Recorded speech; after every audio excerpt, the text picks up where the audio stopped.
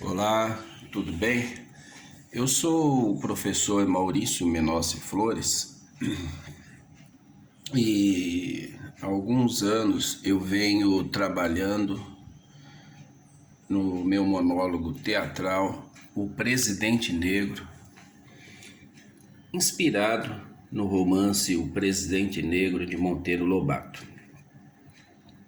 E os comentários que eu vejo a respeito desta obra, ou dessa obra,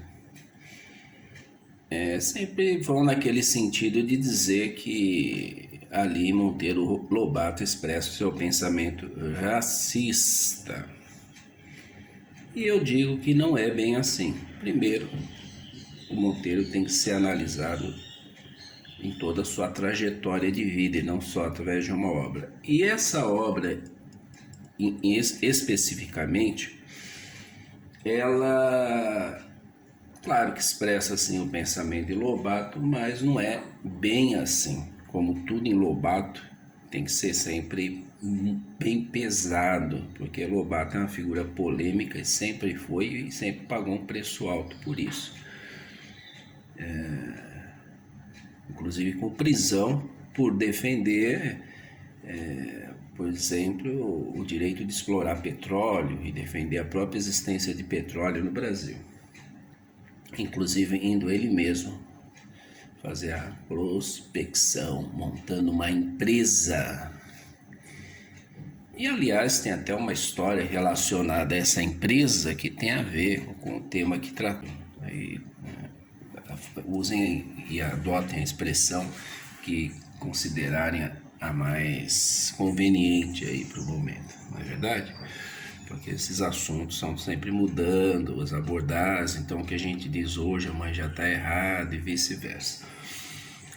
Mas um senhor que foi investir na empresa, o senhor negro, o preto, e o Lobato faz considerações, mas como o senhor vai investir essa fortuna na minha empresa? Minha empresa é uma empresa de alto risco, eu estou avisando, pode ser que ninguém ganhe nada e perca. Ele era bem sincero nisso, está escrito lá.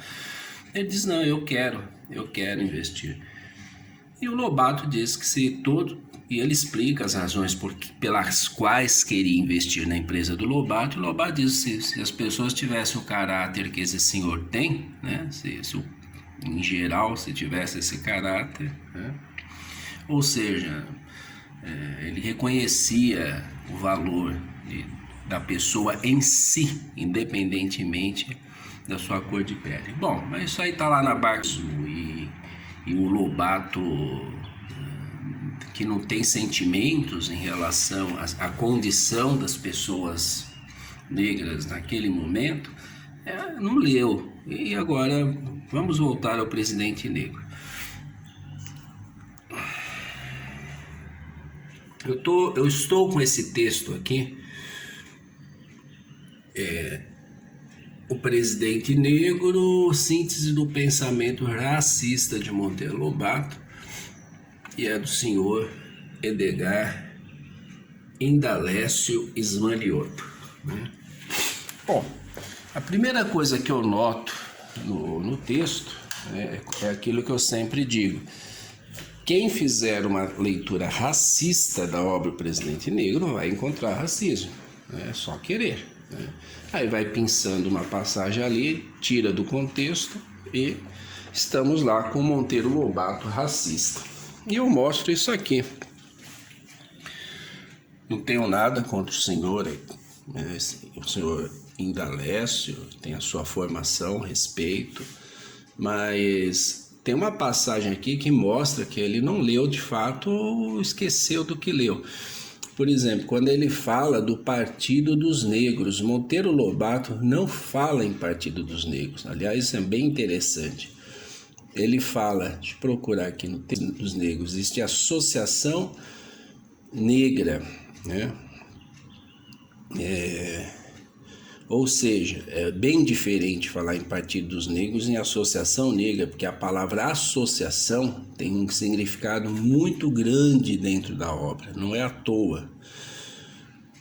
Expressa uma outra situação, um outro propósito. Então tá aqui, ó.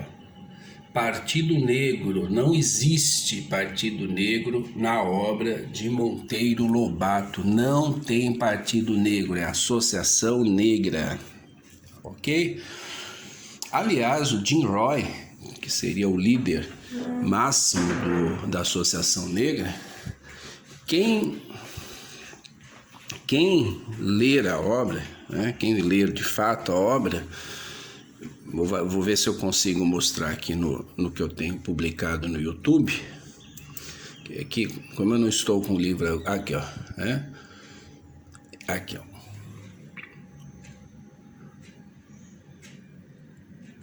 Aqui o capítulo 16, o Titã apresenta-se.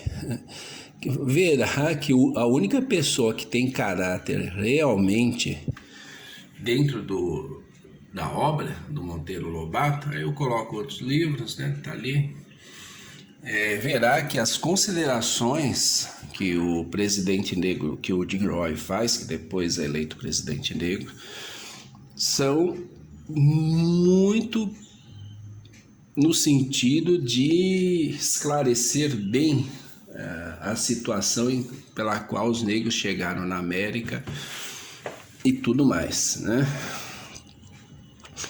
Mostra uma pessoa muito lúcida. 50 milhões de criaturas a imprimirem em símbolos numéricos sua vontade na fachada do Capitólio, completar-se-ia de maneira perfeita. Jim Roy avisar aos seus agentes distritais de que só às 10 da manhã revelaria o nome do candidato em que os negros, muito longe, esfumado pela bruma dos séculos, humilde craal africano, visado pelo feroz negreiro branco, que em frágeis brigues vinha por cima das ondas, qual espuma venenosa do oceano. Qual espuma venenosa dos oceanos, não é verdade? A chacina dos moradores nus, o sangue a correr, o incêndio a engolir as palhoças. Depois o saque, o apresamento dos homens pálidos e das mulheres, a algema que lhes garroteava os pulsos, a canga que os metia 2 a 2 em comboios sinistros tocados a relho para a costa. Viu como goelas escuras abrirem-se os porões dos brigues para tragar a dolorosa carne do eito. E recordou... Ele está falando da situação, como ele é elogioso ao branco, né? Como ele defende o apresamento, a escravização dos negros lá na África, o transporte desses negros, a forma como eles... Você vê, o Monteiro Lobato está elogiando, não é verdade? Quem vir isso na obra tá maluco, me desculpe falar isso, tá? Bom,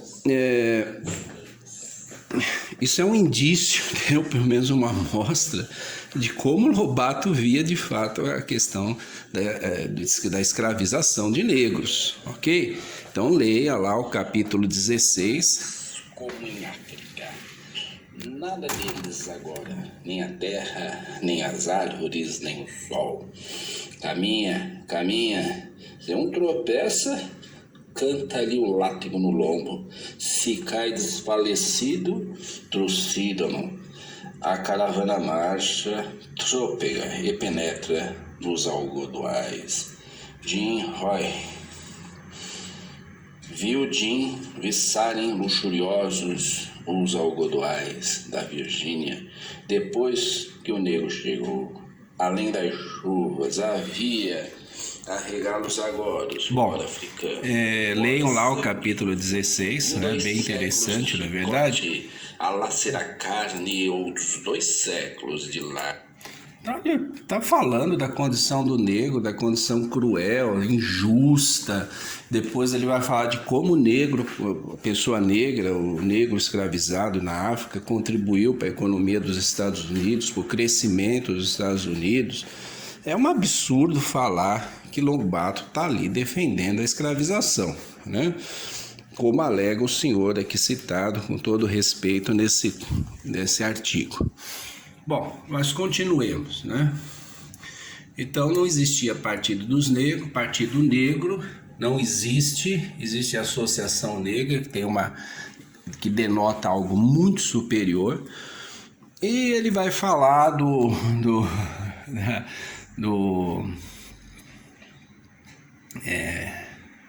deixa eu ver aqui, né, estragou as duas raças, fundindo-as. O negro perdeu suas admiráveis qualidades físicas e selvagem, o branco sofreu a inevitável penhora de caráter. Sim, né, tá falando que o negro estragou o branco e o branco estragou o negro. Porque, na verdade, o que o livro O Presidente Negro aborda para valer é a questão da eugenia. Eugenia é o aprimoramento de populações genéticas através de seleção artificial e tudo mais, tudo que for possível nesse sentido. Até hoje, são apontadas vantagens e desvantagens, por exemplo, na mestiçagem ou na pureza da raça, como se isso fosse possível. É isso que o Lobato está discutindo. E ele expressa, na verdade, o pensamento de Lobato, para quem presta atenção no diálogo dele com Miss Jane. Eu não sei se eu tenho aqui eu devo ter o capítulo aqui também. No diálogo dele com a Miss Jane,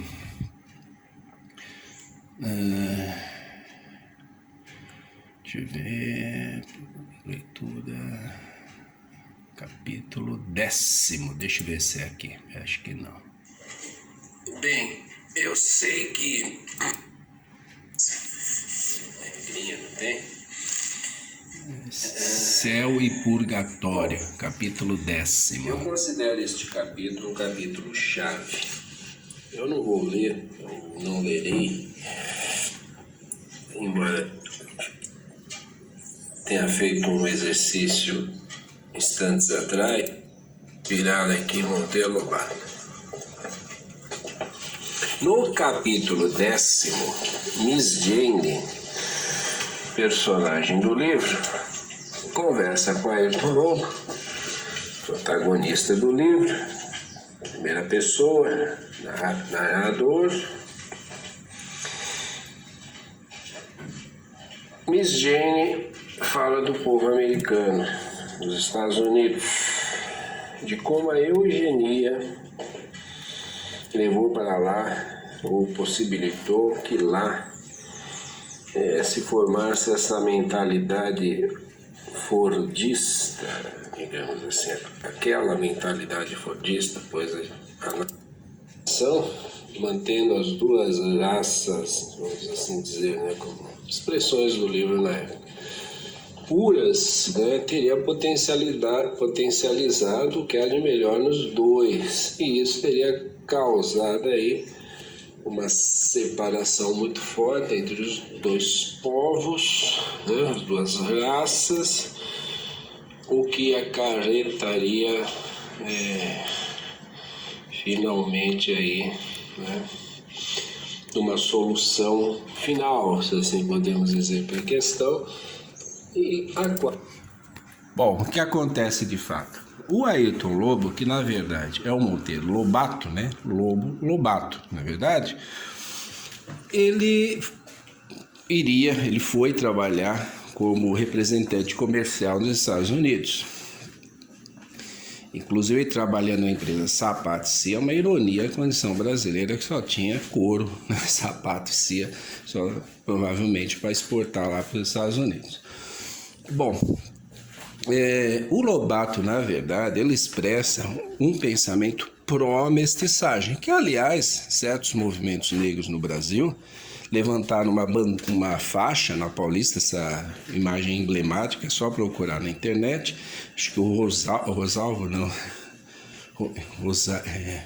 tem um sociólogo aí de esquerda que inclusive comenta isso, não sei se é esquerda, provavelmente esquerda, famoso, me escapa o nome dele, dizendo mestiçagem é genocídio. É que expressa o mesmo pensamento da Miss Jane, que seria a representação no livro, né, loira, de olhos azuis, dos Estados Unidos, diante do qual o Ayrton Lobo está babando, né, tanto pela inteligência dela quanto pela beleza, em detrimento do seu pensamento pró-mestiçagem, né, mistura, vamos dizer assim, das raças, né, das etnias, né, que assim seja. E ele faz isso por quê? Porque ele tem interesse em publicar o livro nos Estados Unidos, em vender o livro lá e ganhar uns bons milhões, como ele deixa sempre claro, porque ele sempre está de olho, ele deixa inclusive numa entrevista claro que o livro tem que ser vendido, ele tem que atender um público. E quem era esse público na cabeça do Lobato? Os Estados Unidos, que é extremamente racista na época, com leis, inclusive, segregacionistas. Aí, sim, estruturalmente racista. Não como se diz no Brasil, um racismo estrutural que não tem lei alguma mostrando isso. Não tem nada dentro do corpo jurídico brasileiro que mostre um racismo estrutural. Nos Estados Unidos da época, sim. Então, o Lobato estava, na verdade, expressando o pensamento que ele julgava os Estados Unidos terem, não dele propriamente dito. E ele põe isso na boca de Miss Jane, seu personagem. E, simplesmente, quem lê o livro inadvertidamente vai mover ali o Lobato expressando seu sentimento racista. Não é nada disso, uma leitura mal feita, na minha opinião, ou, no mínimo, interesseira nesse sentido, de ver ali o Lobato racista. Bom, eu poderia comentar mais a esse respeito, por exemplo, a Convenção Branca, né? É que eu não quero deixar o vídeo muito longo e como eu estou fazendo aqui, como vocês estão vendo, esse comentário meio ainda com sangue quente, vamos dizer assim, sem muita elaboração. Quer dizer, eu venho elaborando esse pensamento já há alguns anos, mas estou aqui fazendo né, no calor da emoção. Temos aqui também o capítulo 20, né? O capítulo 20, a Convenção Branca.